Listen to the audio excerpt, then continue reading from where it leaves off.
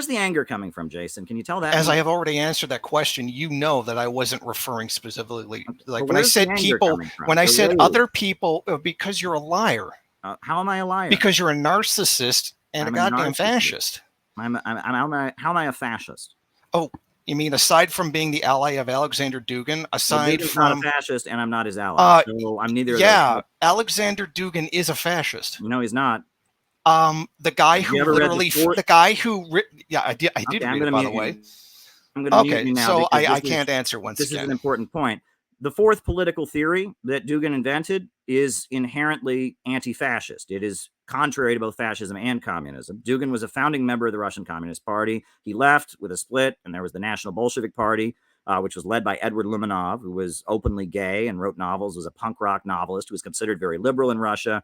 And then Dugin left it, and he has something called the Eurasian Movement. Now, Dugin opposes both fascism and communism. He considers them to be Western ideas. And I don't agree with Dugin. He rejects historical progress. I don't. He rejects communism. I'm in favor of communism. He is against gay marriage. I'm for gay marriage. He's against abortion. I'm for abortion being legal. Dugin and I agree on Western capitalism and imperialism being a danger. And that's why I was happy to sit down with him. And I'd be happy to sit down with any anti-imperialist, because that is my job. As we talked at the beginning of the debate, my job as a person living in Western imperialist countries is to build an alliance against imperialism. And so I sat down with him, but I don't agree with him. And he's a postmodernist. I believe that there is objective reality and one truth. He says that in Russia, there is a different truth for Russia and he has views that are very, very contrary to mine. So I'm not Dugin, and Dugin isn't a fascist. So both of those points are way off, but go ahead. Okay, well, you muted me while I was explaining how he is a fascist. You've completely misrepresented his book. Actually, right out in the book, I'll go get his book. Right into, he says, he literally calls for pushing fascism using using fascist and socialist symbols. Dugin was also part of an anti-Semitic nationalist group, the Pamyat, in the Soviet Union. Pamyat used the same version of the Russian flag that you do in support of Russia in your meetings. Oh, I see that when I get the answer, you walk away so you don't hear it. I'm trying to get my copy of Dugin's book. I was going to read to you from it. I don't know where it is. But first of all, what version of the Russian flag are you referring to? Well, I have a picture of it here. It's the one that's the black, blue, red, the eagle in the middle and the writing. Yeah, that's the flag of the Donetsk People's Republic. Really, because here is a picture of a guy.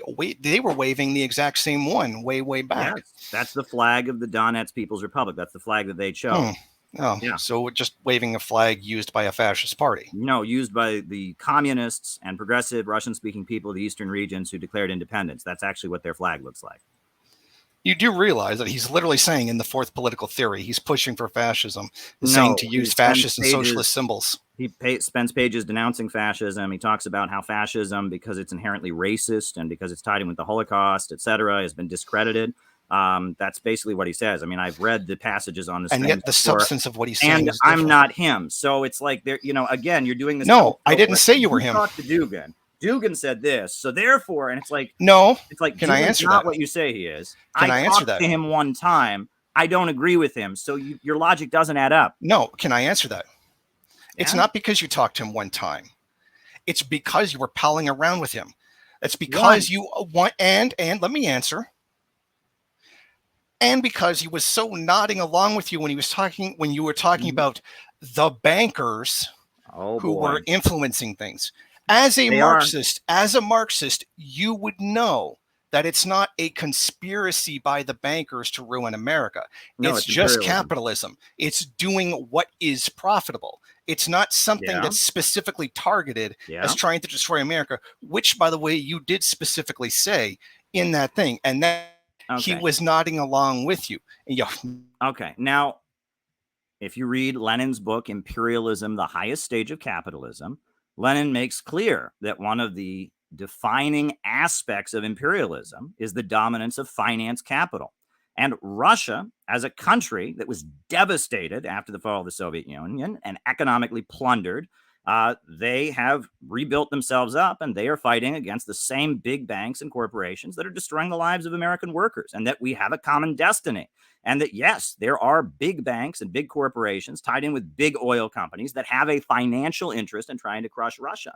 That is basic Marxism. That is what Lenin wrote about in Imperialism, the Highest Stage of Capitalism. This is a pretty honest understanding of things. So the fact that I talked about how imperialism, which is defined by Lenin as the rule of the world by trusts, cartels, and syndicates, the dominance of finance capital, and I talked about struggling against it and made a speech critical of the Western left for failing to do so, and you interpret that as somehow me wanting to kill all Jews or something, that's ridiculous.